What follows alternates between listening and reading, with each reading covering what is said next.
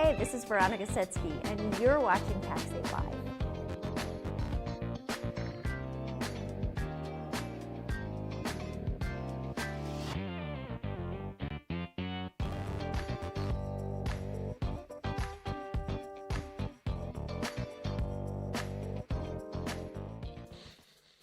We want to help you take your MSP business to the next level. We have just expanded the amount of resources that you as partners have through Pax8. Real security is about how you manage the losses, how you take the punches, how well you detect, how well you respond. This is where we'll be bringing you content that you want to see every week to help you grow your business. And I think the real winners here are the managed service providers. Who is this? I'm Chief Cuteness Officer. My advice is know what you're selling and know whether it's making you money. I ended up living in Korea for 4 years. I was wondering when we were going to talk about the elephant in the room. But thanks, Dad. Let's talk about risk assessment. So there's all kinds of ways to respond to risk. Man, it's great to see you, Dom. If you're really interested in just the nerdy bits of home security, definitely check out those resources. That was a huge thunder.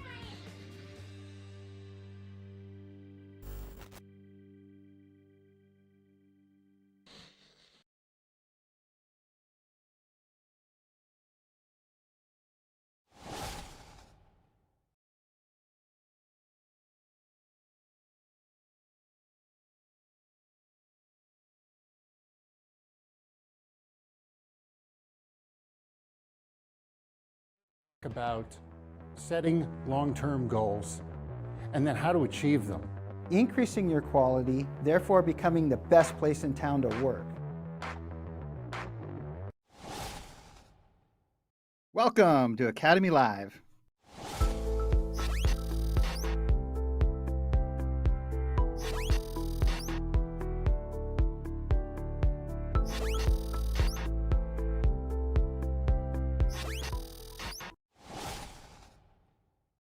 Hello, everyone. So, as you all know, October is Cybersecurity Awareness Month. All month long, we will be bringing you different topics that are relevant to keeping you and your company safe, not only for this month, but for every month. So on the show today, Rex will be having a little one-on-one conversation with Roger Harris, Director of Risk and Anti-Fraud here at Pax8. After that, Chris and I will have the pleasure of talking to Shel Philips, Chief Security and Compliance Officer at Covenant Global Incorporated, and Director of Cybersecurity and Compliance at Covenant Technology Solutions Incorporated. Quite a mouthful, but it's definitely worth it. Can't wait to talk to him a little later. So today we'll be covering ways to reduce your risk. But first up, I want to share a little bit about where I was last week. You might have noticed I wasn't on the show, and that's because I was in Miami at an event called Dattocon. And I think we have a little video. Do you mind giving that a play? Hi everyone, it's Bessie Nolan here at Dattocon. I'm here representing Pax8 and Academy. We've been in Miami for the last 3 days talking to partners about the amazing services that Pax8 provides, how Academy can help our partners grow.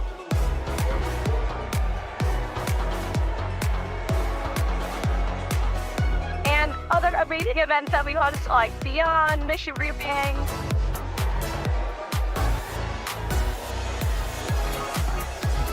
So if you have not checked out Dattocon, I recommend checking it out next year.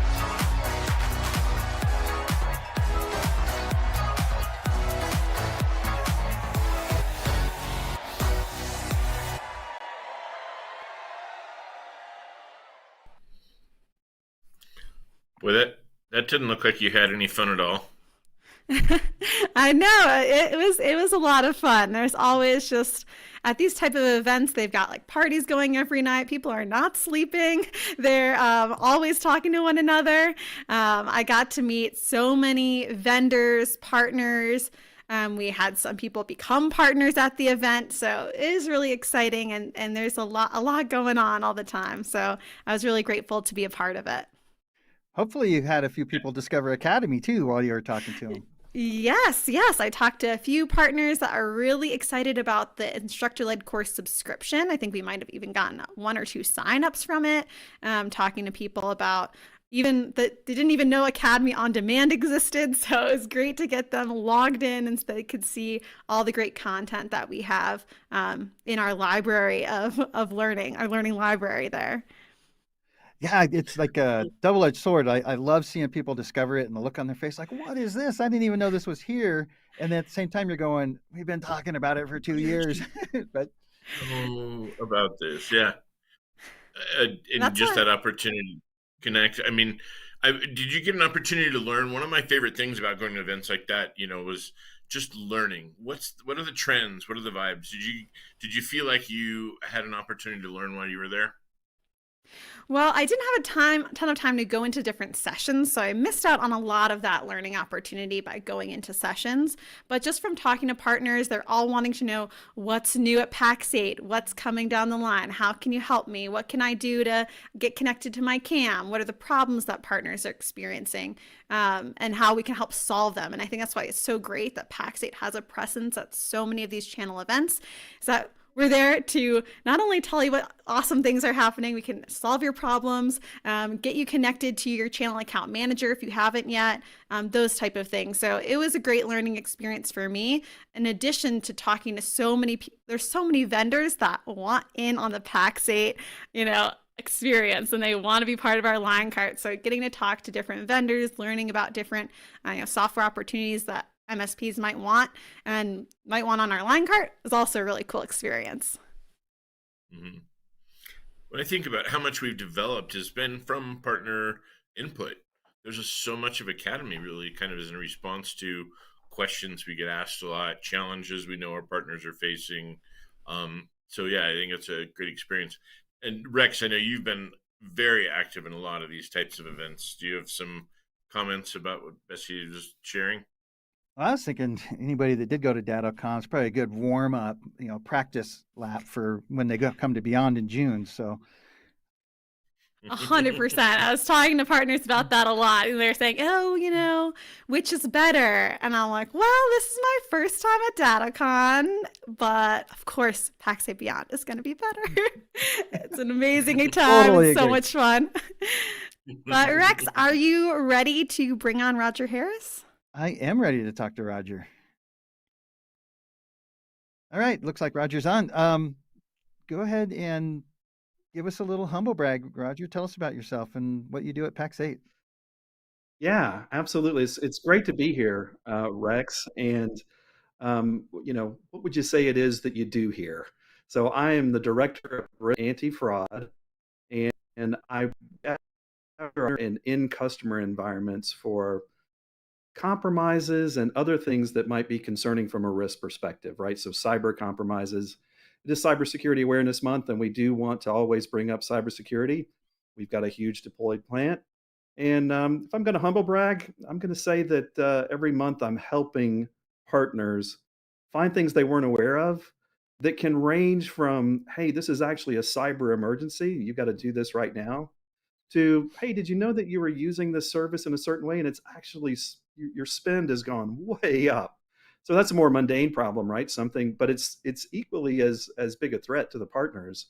And when I reach out to a partner or one of my analysts do, initially they feel like this is not a good day, right? I'm not having a good day, but we start to make that better, right? So we're starting to make sure that a problem that is occurring doesn't get worse, doesn't run to the end of the month. And in that way, we help our partners to, save something quickly before it gets out of control. So my humble brag is that, every month we're turning it in for partners. I love that. There's like 1,700 people, I think I heard recently here at Pax8 now. So there's a lot of really interesting titles, but I wasn't aware until recently that, we had anybody with the word fraud in their title. And I was kind of like, wow, that's a big enough problem. We need to have a person for that. And, can you share maybe a few stories or, what led to us needing to have this available to help our partners? Yeah, absolutely. So one of the great advantages of cloud platforms is that they are immediately extensible, right? That's why you sign up for these things, so that you're not ordering hardware and deploying networks and buying data centers. you're just buying capacity that you can spin up programmatically, right? You can make it part of your software build that, hey, our software not only, runs a function, but it actually spins up the infrastructure to support it. It's great, it's extensible, but that comes with some risk, right? So it comes with the risk that spending can get out of control. And especially if it's not secured, there can be some unexpected consequences, right? So some of the things that we saw in 2022 were that some of our customers, primarily in Azure, were being impacted by cryptojacking events. And that is an event where a threat actor will compromise an Azure account, right? So a user account that's managing a tenant. And then that threat actor will actually go in and spin up resources to mine cryptocurrency. They're actually pretty good at that, right? So they have themselves, the threat actors, that is, built automation. They build code repositories. They check it in. We can see them updating their code when we can track down attribution for who might be behind it. And they rapidly spin up resources to mine coin that can escalate at about $1,000 an hour, right? So you can imagine if this That's goes crazy. unchecked into a six-figure problem, and that is part of why I came on board to, and that certainly is fraud, right? So we call it unauthorized use, but it is certainly a form of fraud that has impacted some of our cloud customers. And I would say when you're using the cloud, right, and you've got your people administering it, and you've got your devs, like think about every month you're just going to hand them a blank check. All your developers, all your internal people, like, hey, I'm going to give you this blank check. Do the right thing, right? Don't stick it in your glove compartment. That's exactly what some of these cloud environments are, right? There's all these people that are empowered to make changes, and if they're not watching accounts and what's going on in the infrastructure, it can rapidly be abused, right? So with cryptojacking, with other compromises as well. Yeah, so I think we're going to spend a few minutes talking more about the Azure thing in depth in a few minutes. But is there other, besides the Azure abuse, is there other kind of fraud stuff that you're having to help our partners with? Yeah, I mean, it primarily relates to, it can be any kind of compromise. So we also help partners where some of their resources may have been hijacked by threat actors. So this is not a user account that's been hijacked, but it's some other cloud resource. A typical case would be that, hey, I've rolled out a wireless LAN controller, and the entire image came from a vendor, right? So I just took their image and I spun it up in my cloud. It works, runs on my Wi-Fi. But then they forget to update it, right? They just assume, it probably patches itself, but maybe it doesn't.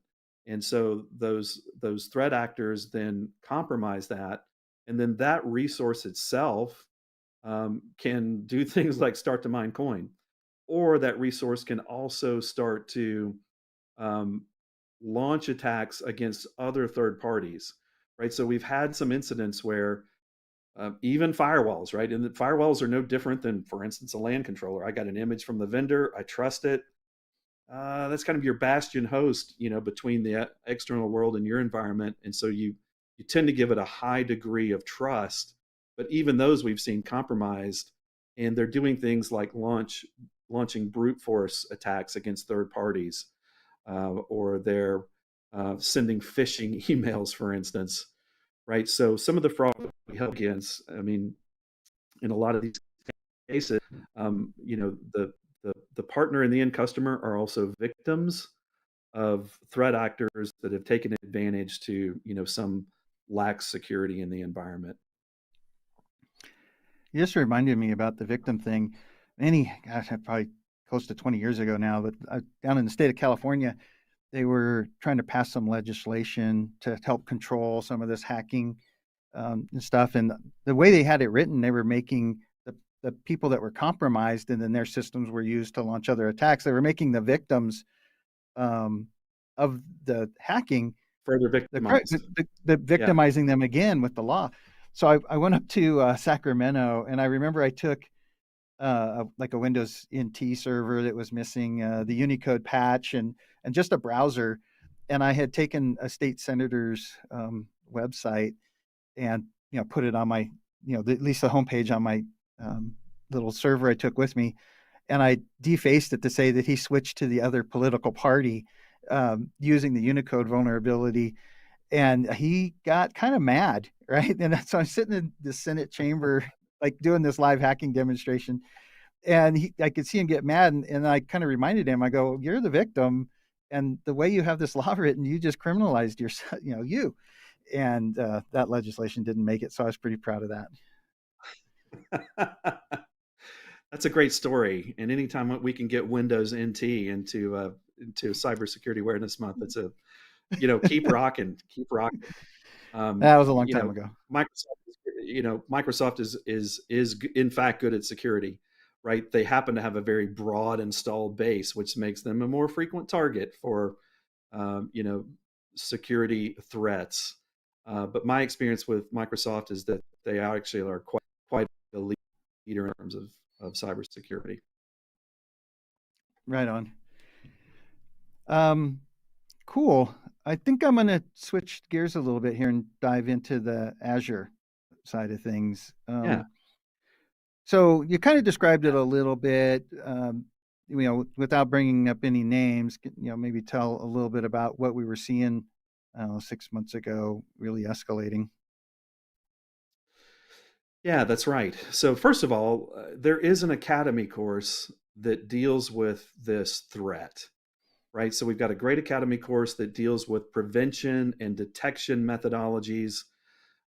Prevention is better, right? So if you can take a security posture that lets you mitigate the problem before it even happens, that's great. But it's just not always possible, right? Sometimes you've got to fall back on detection because, well, there actually is no perfect prevention technology, right? So the cryptojacking, what we saw specifically was the threat actor would use some automation. Well, let me back up. We found some evidence that likely what's happening is that there are broad phishing campaigns. These aren't necessarily targeted, and I think some of our partners and customers feel like, hey, I'm actually too small to be a target of a cyber attack like that. But it's not true, right? What we see are some broad phishing campaigns, and they're not targeting anyone. They're just targeting as many emails as they possibly can. They then collect those credentials and they sell them on the dark web for as little as $5, right? So you don't have to be a multi-million-dollar, high-profile sort of obvious target for cyber. Like we saw last month, a couple of casinos fell victim to other type attacks. You don't have to be that high profile because you're a target of opportunity, right? For $5, if I can get a global admin account, then what we see is that we find some of those accounts sometimes on the dark web, typically after the compromise, and the person who's bought those credentials typically tries them, right? So we see that user log in 2 or 3 weeks. They don't do anything, but they're obviously just saying, is this a good cred? Yep, it is. This may be before or after the transaction where it's sold. But then we see 2 or 3 weeks later, the threat actor will come in and just rapidly spin up machine learning, rapidly spin up virtual machine scale sets all over the place, right? So we've seen cases where this was in 25 plus Azure regions. And that is what then drives the spending over the top. We do proactive surveillance of this. Microsoft has developed since last year, to your point, right? This is something they released in 2023. They do have a good detection methodology for these kind of runaway crypto cases. And they're typically going to find those within a few hours. They're going to notify us. We're going to notify the partner. We're going to do some initial triage ourselves, right? So we're going to go in and determine, is this a true positive, right? Is this, we got an alert from Microsoft, or we found it in our own proactive monitoring? We've also come a long way in terms of the proactive monitoring we do for some of these indicators. And we'll first do some checking to make sure that we're not on the wrong track, right? There's not some other problem, some misunderstanding, or in fact, if it looks to be legitimate use. Occasionally we'll get an indicator and we'll go in and say, this doesn't look like that case. We might notify the partner anyway, just to let them know that we saw something unusual and we checked on their environment. But we're then going to notify them, and we're going to assist the partner to do some incident response. Now, we are legally constrained from being an incident responder on behalf of our partners and customers, right? That's not something that we do. But we do triage, as I mentioned, right? You can think of this, triage is pretty commonly used in the security world, but you can think of it in the medical world too, right? So you see someone who's having an emergency, you've got to get them stable, you've got to get some help on the way, and that's the kind of thing that we provide for our partners, right? We help them stabilize the environment, get it contained, right? Get that patient where they're not in imminent danger, and hey, then we put them in the ambulance and we ship them off to the hospital. And typically, the partner is going to then finish that incident response, right? And they might use a third party for that. I I would recommend making an incident response plan with the customers, right? Because it's probably going to happen. Um, so a typical incident response, it looks like a retainer, right? So if I'm an MSP partner, I might want to say, hey, let's go ahead and get a retainer in place just in case something happens. The partner may want to leverage some third-party resources if they don't have that available, right? If they don't have sort of in-house availability of that skill set, and then So make a on plan. that note, I was talking to a partner that, a year and a half ago or whatever, there was that Kaseya vulnerability, and they used their Kaseya instance and compromised it and got into all their clients. And the MSP had cyber liability insurance, but they were using some outside contractors to help them clean things up, and they were using some of their own resources. And their insurance company said, "No, you're already paying your own resources. We're not going to reimburse you for any of that," even though those resources would have been billing a client, billing somebody. But we will reimburse you for all these outside resources you contracted. So one of the lessons learned was almost don't use your internal resources to fix up your own issue. Contract it out so you can get reimbursed, and your own resources can continue doing the work you do servicing your clients. And 100%. that was kind of an aha moment for me. Yeah. 100%. I think it's great to have third-party retainers in place because, for one thing, these guys do it every day, right? And incident responders may not be doing it every day. They may sort of know what to do, but they're just not in the practice of doing it. So I don't think you can lose with a retainer. And typically, if you write an incident response retainer policy, and you come to the end of the term, whether it's a quarter or a year, and you haven't had the incident, then your third-party incident response firm will provide some other value-added service to fulfill that contract. So they'll do a tabletop exercise, or they'll give you a vulnerability report. And so that way you've actually got a win-win. You didn't have an incident, and you got something of value that you could then apply to your infrastructure. And so I think that's the way to go, in terms of having a third party ready. And, as you said, it may relate to the kind of claim you could make as well.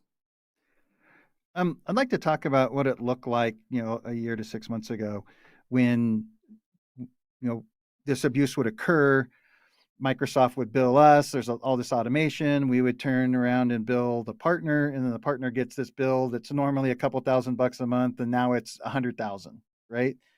And the partner's like, "Whoa, what is this?" And we're like, "I don't know." We go to Microsoft, and they're like, "You consumed it. You got to pay it."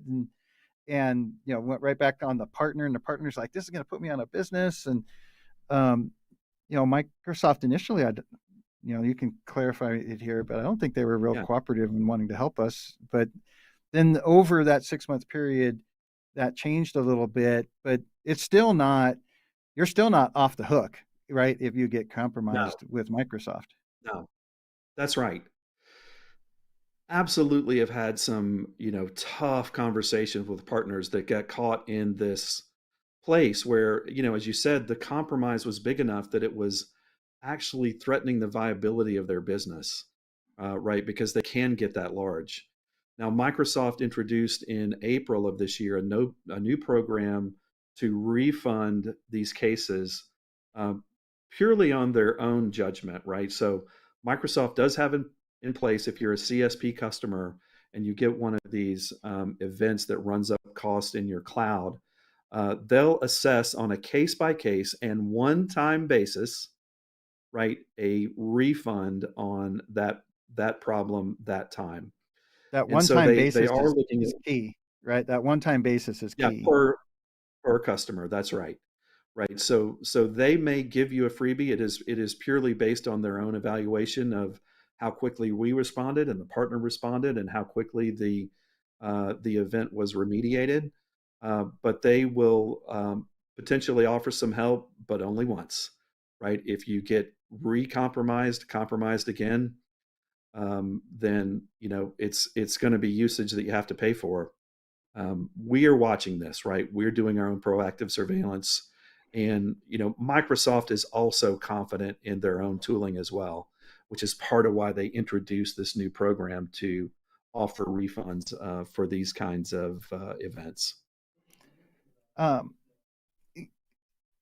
did the partner have to do anything to, give us some permissions or allow us anything so we can help monitor for that circumstance? I don't know. No, we use the tooling that's available to us today as a CSP in the Azure cloud environment, to speak of the Microsoft environment. But we do get telemetry, we do watch for indicators, and we don't need a specific permission. Although if we're going to assist the partner to remediate, we're going to need them to give us a specific direction to do so. In other words, sometimes the partner themselves are locked out of the account because of the compromise that's happened. And so if we're going to do something on the partner's behalf, of course, we're going to have to get direct instruction for them to do that. But no, we don't need additional partners in order to go in and do the work that we're doing today. Oh, that's good. That's good. Well, I'm excited. I did wanted to ask you about this hospital analogy. What do you have there? Yeah. Well, we can take our response to a certain point, right? So we're going to make sure that we contact the partner, and we're going to do this through different channels, right? So if we see a cryptojacking event, for instance, we're going to email you, we're going to call you. I would encourage partners to get your contact information in there. If you've got an on-call number, we'll use it, right? So if we call into your main number and it says, "Hey, do you want to escalate to, on-duty tech support?" We'll do it. And pretty soon we're going to be able to send text messages as well, which I promise we're going to use really wisely, right? We're not going to be texting you all the time about, hey, here's a marketing offer for you. But in the event of a security, we're going to help that partner because, when we contact a partner, we'll get responses anywhere from, "Hey, that's great, I'll take care of it, I'll let you know when I'm done," to, "Man, I don't even know where to start."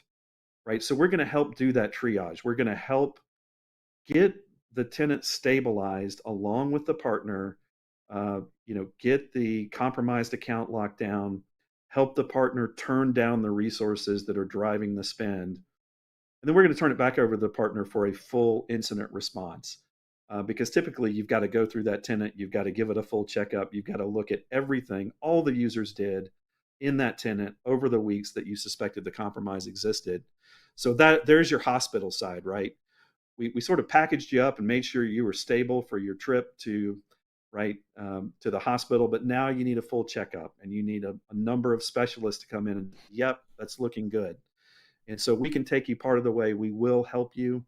And then that's where your incident response may come in, where you've maybe got a retainer and you bring those folks in to help clean up the environment. That's awesome. I wish that none of this fraud stuff was going on, but it is. So we gotta continually try to improve how we're helping the partners, manage it and mitigate it. So I really, really appreciate the work you're doing. Do you have like any other, things you want the listening community to know about what's going on in the fraud world, cyber? Yeah, I mean, absolutely. So, I thought I'd talk about some sort of security in the news. A lot of us has heard about the casino attacks that we heard about last month. And I want to bring this home, right? Because some of this relates right back to things that we'll advise our partners and customers to do as well. So, in particular, MGM was just released an 8K SEC filing that detailed some of these results, right? So, a report regarding the financial impact of the cyber attack. It added up to $100 million in damages. $10 million was spent on the incident response itself. And 3 weeks after the fact, it was mostly but not completely mitigated, right? And they talked about coincidentally, right? So a couple of days later, Mandiant issued a report regarding Scattered Spider, the threat actor, right, that was likely responsible for that compromise, possibly the other casino compromise Caesars. And they use social engineering. So they'll do something like call your help desk and ask your credentials to get reset. They'll use site lures, right? So this is it's a kind of phishing that uses a name that you recognize with something added to it. So, right, my company -SSO, my company -ServiceNow, right? Especially if they can determine that you're using solutions, they'll sort of add those in together. It looks legit. So here's this $100 million breach. And what's the first thing that Mandiant recommends to mitigate against this attack? It's something we talk about all the time. MFA, right? Multi-factor. Multi-factor authentication, right? So here's this massive breach, and the very first thing they suggest, put in multi-factor authentication. And that's exactly what we say too, right? We tell our partners, get that MFA in place. It protects you against 99% of compromises. And also use the MFA with the number matching, right? So all MFA is not considered equal. One of the techniques of this threat actor group was SIM swapping, right? Where they actually steal your phone number, right? So don't do that. Use Authenticator, but go even further than that and use the number matching part of the number matching feature of the Authenticator app, right? This is where you get a push notification to your phone. Hey, I see you trying to log in. Is that you? And then it tells you match these two numbers, which you typically, if you're logging in, you see them on your screen. But if it's not you logging in, you won't have those two numbers. And what this guards against is users that we all get accustomed to doing this. We just get accustomed to saying yes. Yes, it's me. Yes, yes, yes, let me in.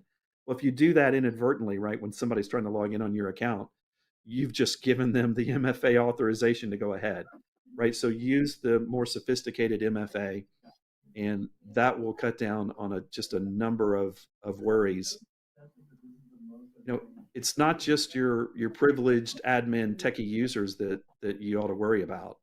It's finance users and leadership users, your support users, right? Anybody that can impersonate one of your internal staff and have a third party do something, right? We've seen business email compromises that resulted in, a threat actor impersonating a finance user inside a company, right? So they've compromised the email. They write the customer's customer and say, hey, we've changed our wiring instructions. Here's your new ACH. Right? And then when the customer goes to pay that next month, they wire it off. The payment's gone. It's gone somewhere else. And so the moral of that story is make sure you got MFA on your privileged users, but just spread it across everybody that you can, right? So for every user, just set those security defaults so that everybody's got to use MFA. And that way you've got confidence that fall victim to one of these more sophisticated business email compromise kind of attacks.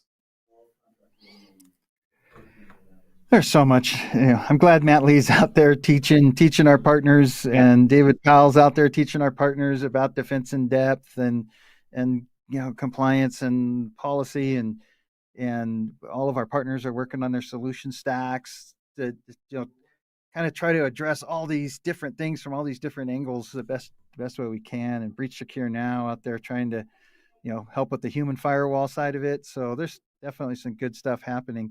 Any last words before we jump over to our next guest?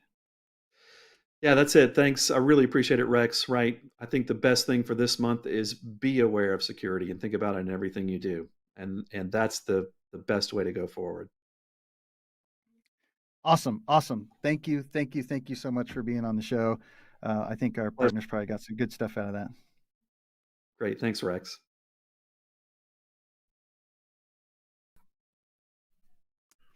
Welcome, Shel. It's so good to have you on the show. Well, would you mind just by starting and giving us a little introduction? We like to say a humble brag here on Academy Live about just who you are and what you do. Okay. I'll start by actually sharing a couple of my nicknames. One of them is the Drip Pan. So we have a visionary leader, the owner of the company, and he's really good at starting projects. But there's a problem with follow through. So I'm the Drip Pan. I go along and I clean up whatever's left over. The second nickname is Shell as a Service. A couple years ago, when Chris was hosting a weekly call with other cybersecurity folk, somebody had offered, well, maybe we need a spreadsheet to track some of this stuff or whatever. And my boss again said, well, Shell will do that. And I think it was Matt Lee who said, Shell as a Service. And so that was how I got that nickname. So I am the cybersecurity, the chief of cybersecurity and compliance officer for Covenant Global, which is a sister company to Covenant Technology Solutions. Covenant Technology's been around about 21 years, MSP, security focused now, and so I'm the security guy and compliance guy, which is kind of different than being the technical security guy, because somebody has to write the rules and follow the rules, and that's me. So very important to have that person. And I love the nickname. I mean, first of all, I think SAS, Shell as a Service, is my favorite. I mean, you have the most, syllables per title that I think anybody I know. It's pretty far. Matt Lee's got me beat. Oh yeah. Well, and I mean, that's somebody with, word of the day, right? So it's only appropriate that you'd have as many syllables. But true. I want to bring up one of the things we do every week on the show is we have a quote, and you brought a quote to the show that I would love to have you read. If we could bring it up on the screen, Shel, I'd like you to read the quote and tell us why it's significant to you. Sure. Any job, big or small, do it well or not at all, and it's kind of my life quote. Anything I do, I want it to be quality. I want to do it completely. And so that's my quotable quote. But for Compliance Month, I have a better one. When in trouble, okay. When in doubt, run in circles, scream and shout. That's a better one. Well, grab your hair and run in a circle. Yep, that's oh gosh. Well, I think that a lot of partners, I feel very fortunate to have people like you in our community. That one, I think the knowledge and experience and wisdom you bring, but two, your willingness to share with people, your openness, your helpful attitude. You really have such a very compassionate and giving mindset, and I feel very blessed and fortunate. There's a lot of people in our peer group communities and in Pax8 connected family of partners that really have that mentality. And I know you've helped a lot of people, so that's not their response. It's just running around and shouting. So thank you for that and your involvement and for sharing that quote. I think that resonates with me as well, and I think that you've exemplified that very well. That one other thing, I think we have a picture you presented, so I'd like if we could bring that up, please, Willis. And Shel, tell us a little bit about this picture and what's going on here. Well, there are three rascals in that picture. They're on the left side. Some of you may know Kenny P. and Roddy Bergeron and myself. And so we were at the MSP Community Minds seminar or get together in Denver in August. And that panel was actually asked to speak about the human side of cybersecurity. About the technical side, there's so many things that can be done technically, but there's also a human side. And we were talking about what that means, because about half of all frameworks require some sort of procedural work, something that a human has to do. So that panel was talking about that, and that's sort of my focus. I'm not the technical, check the boxes guy. I'm the compliance guy that says, here's what we need to do, here's the strategy, and here's how to make the most of it. Mm-hmm. So important. I know we talk in a lot of our academy courses about how security is a three-part approach. It's people, process, and then technology. So if you're just going straight to that technology, you're missing out on two really important parts there. So I'm glad that you had a whole panel to talk about that. And what are some of the takeaways that you had with that? What did you share with the group about how people? Well, we talked about how to choose people to play that role. And frankly, you probably need a person dedicated to compliance or the security process, because it's a full-time job. It's not just check one and done. It is an ongoing process, and at least a three-quarter, half-time person needs to be staying on that. So we talked about how to choose a person. I've been a technical project manager, PMP, for most of my adult career, and so I'm good at writing. I've written 9 books in the past. I've done stuff, and paying attention to the details and writing out the policies and procedures, which we have a class with the academy to actually do that. That's really important, and it's the side that we need to balance with. Compliance and security is a two-headed coin. Compliance does not equal security, but you can't have good security without compliance. And I'll give you an example. Let's say you have a password policy, and it's written, but the policy says you only have to have 6 characters in your password. You don't have to ever change it, and you don't need MFA. Well, it's a written policy, and you could comply to it, you could follow it, but you're not secure, right? Or conversely, you could have a really well-written policy that says we need a 16-character password. We're going to use MFA, and you have to change it every 90 days, but you don't follow it. You don't comply to that policy. You're, again, not secure. So the two pieces need to go together. Compliance isn't just a buzzword. It's actually truly a one side of the coin. I love that analogy, and that was something I was going to ask you, is just like, even what is compliancy? But I think you gave a great answer there and explaining, how it goes together with security. Yeah, it's really important. And yeah, go ahead, Chris. I think one of the things you've done very well is kind of helping people be successful. I think it's easier. I think a lot of people, when they go into security, like Bessie kind of alluded to, will lean to the tools, the technology. A lot of partners are, entrepreneurs are accidental entrepreneurs, or they're technicians by trade. That's a little more natural. Sometimes the people side, like you mentioned, the policy course, and I think you do such a great job bringing it in and tying it together and not isolating it. It's not one or the other, that really is together, and how they depend on each other. Can you give any sort of, here's throwing a curveball at you, can you give a good success story on something either you done either in your own organization, maybe with a client that you've worked with, or somebody else that you've partnered with to kind of help align both the people and the tools and the process together successfully? Sure. About 5 years ago, we had a 24/7 suicide prevention hotline client, and they were going for high tech certification because the colleges and universities that they were supporting required that. Well, we were their MSP at the time, and I wrote a whole HIPAA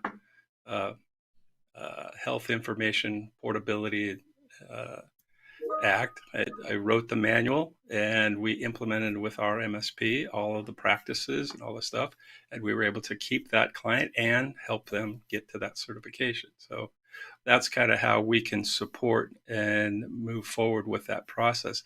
More recently, we're working in the Department of Defense. I'm writing I have CMMC templates and NIST 800-171, SSP or System Security Plan templates that people can use to actually get their policies written down and get that start. And that's what I do for a living, basically, is help people implement those templates. In addition, I have no problem helping other MSPs. I do not have a competitor in the whole world because cybersecurity is such a green field. There's way more work than all of us together combined could do.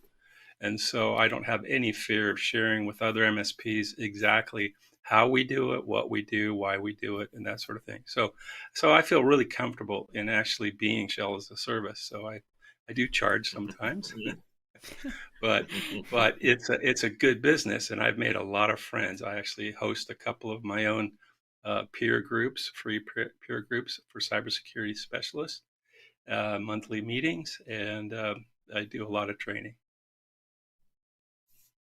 So you mentioned the course, so I want to make sure we have a moment to talk about the Developing Security Policy instructor-led course. I joined Pax8, and this was the first course I got to work on as building a new course. Can you tell us a little bit about what the course covers and why a partner should take it? Okay, so as the listeners should know, Pax8 has focused very, very keenly on CIS 18 framework. It's a collection of controls that govern sort of how to put the security package together. They've got a whole series of classes. I think Matt Lee teaches one on the foundation of CIS 18. Likewise, he and I jointly teach a course. It's 2 days, two hours each day, that actually goes through the process of writing policies. Security policies that comply with that CIS 18 framework. And so we go through, we share a notebook online, and we write the policies, and then we sort of Frankenstein together a solution for 2 of the policies. And it turns out to be a good learning time for the people to get started. And the key for us is let's get on the road, get on the ramp, get onto the security highway, and start working. It is too late to start. Get out there and do it now. It is too late. But that's what we do. That's what the class is about. And then I offer, not through Pax8, but on my own. If people are interested, I can actually follow up with templates and things like that if they're so interested. Excellent. I think that as you know, having a community around you, I think, is so important. I find I was really surprised in the initial, CMMC conversations and groups. One, the willingness to contribute. Can you talk a bit? I want you to hit that point you made again about, like, you don't have a competitor because there's so much to do. But we've also talked a little bit about how organized, the dark side, that there's a lot of the bad actors, very well organized, very united. And tell us a little bit about your experience in building communities that we're stronger together than as individuals, particularly on security. Sure. Roger hit on some really good points of how threat actors are actually acting nowadays. He talked about MFA being a big deal. He's talked about ACH changes. Anytime someone sends an email and says, change the way you pay this bill, you have to raise your hand and say, wait a second, something has to be approved here, and you need to go through the proper channels before you make any of those changes. We had a case like that just recently where one of our clients, who's a broker, was in the middle. They changed their domain name. The threat actor changed their domain name by one letter. They put an S in the middle of the name and sent out a message. Please cancel the check you sent and reissue to this ACH bank number. And it was 6 figures. It was a big number. And so we went through the process of helping them figure out who and what and how. Well, that's rampant. As far as the Department of Defense, they've set a target of September 2024 for all new contracts from the Department of Defense that must be handled by a CMMC level 2 certified contractor. And because of that, there's 350 some odd thousand contractors out there. And it takes me 6 to 8 weeks just to get them started and on the track. And then they have to go for another 6 months to mature that. And the process is so lengthy. I can do about 4 or 5 at a time simultaneously. But that's just one guy. I've got other people that do it. But that's where the peer team comes together. Several of us come together, share our resources. We build enclaves for other companies who don't have that skill set.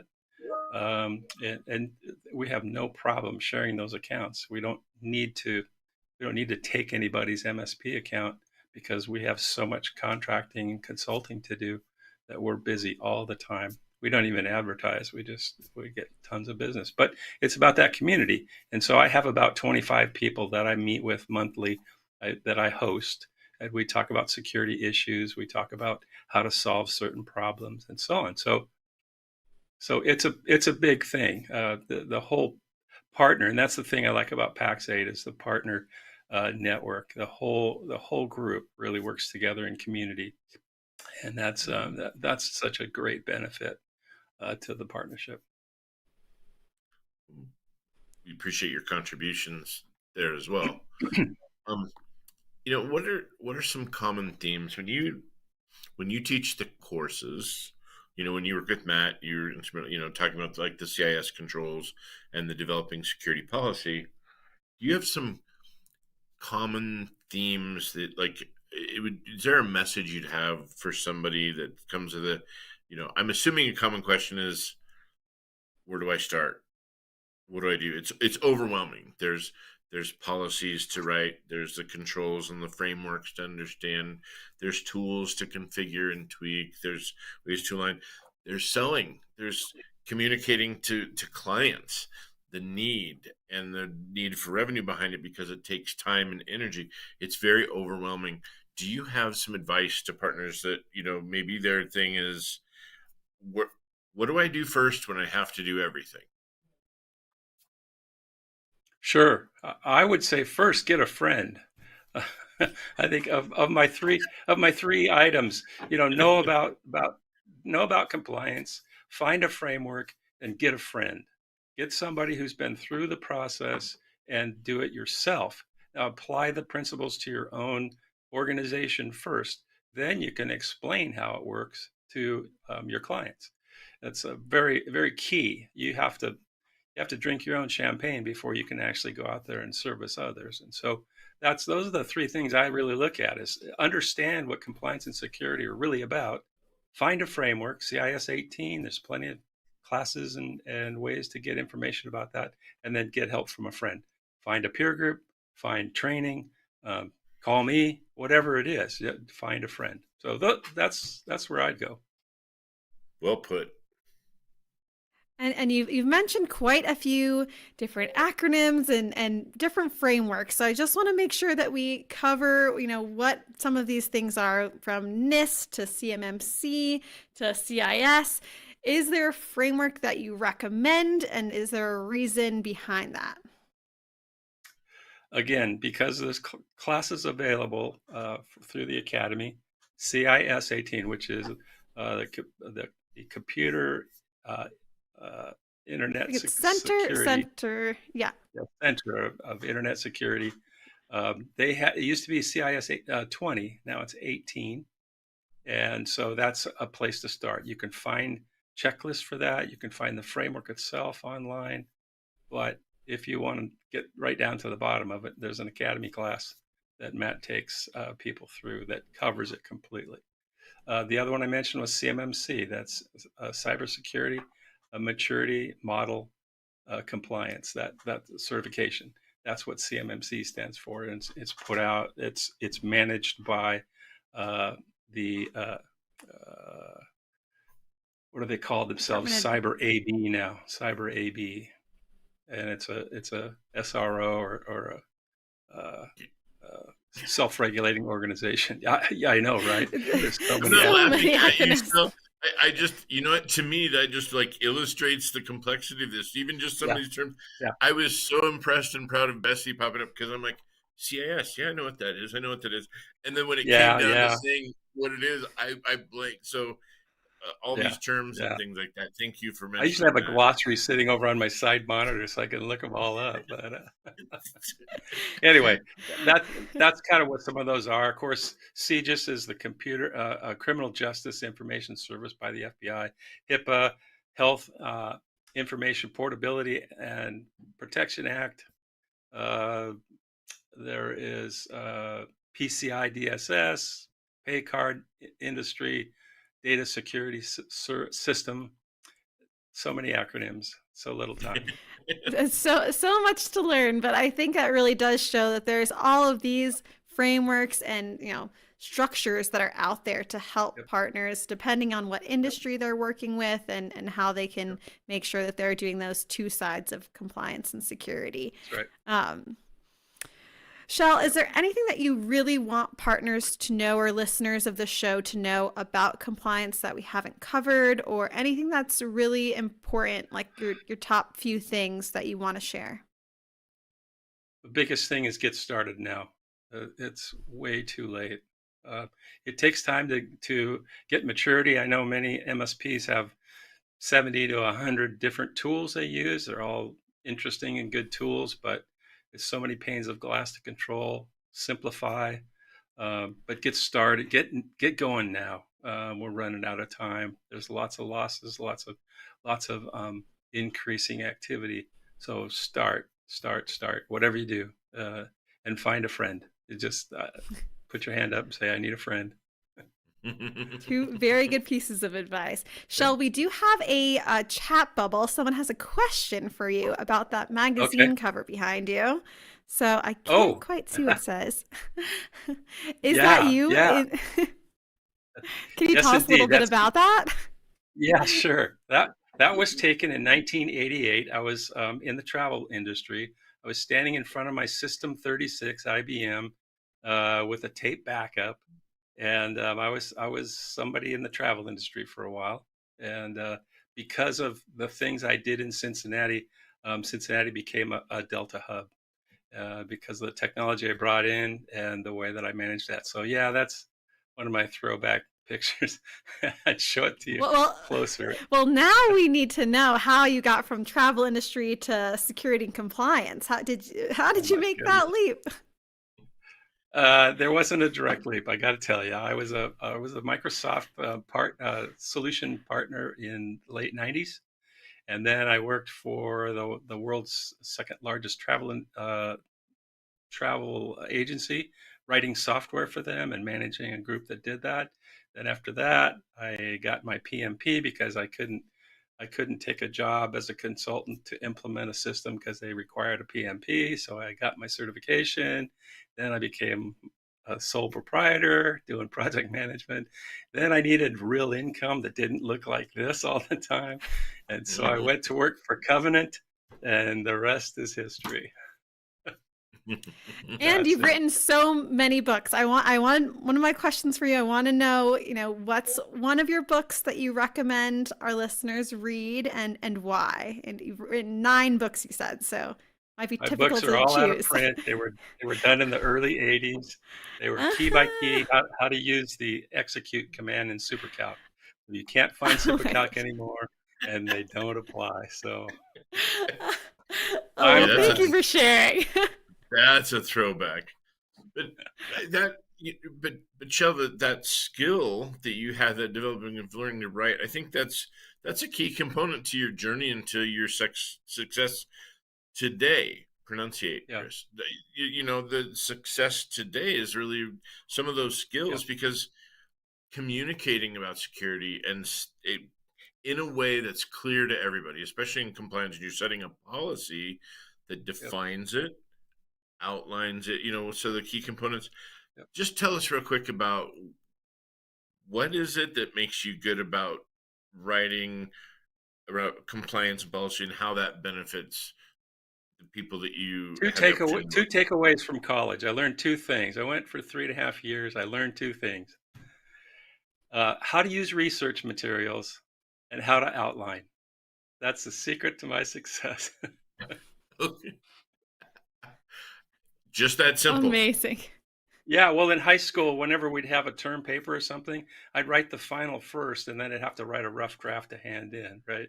I could think very clearly and straightforward, so that was the way it went.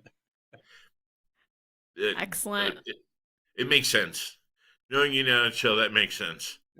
Yeah. And nothing replaces experience, and you have a lot of experience and wisdom to bring, and I appreciate all that you do and that you share with those you touch around us, and grateful that you're part of our, Pax8. It's a partner pleasure. community. I love working with you guys. You're the best. Thank you for coming on the show, Shel. It was great to have you. And I'll see you in class in a few weeks. If you want to take developing security policy, the first day is on October 31st. So we'll hope to see you then. Great. Strongly recommend that. Thank you, Shel. Have a great rest of your day. Thank you.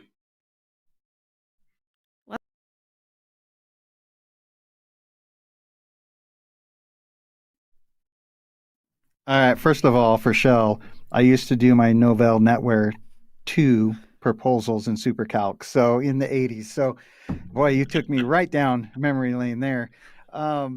Also, I think we're going to make sure we have the Azure consumption abuse links in the show description. So we'll work on getting that in there, as well as probably a link to Shel's, develop your security policy course that he does with Bessie. So, man, there's a lot of risk out there. We got to mitigate it, and just stay safe out there. What you got, Chris? The thing that really stuck out to me is I think Roger alluded to it. You just said it. Shel kind of said that. Start now. Just dedicate and commit to to get started on something. And the second thing is I love how Shel said, find a friend. That kind of made me laugh, because I think that it's amazing, trying to do this alone is really overwhelming, and finding that core group can provide so much value and insight, and help you just figure out what to do first when you have to do everything. So love that he said that. Bessie, how about you?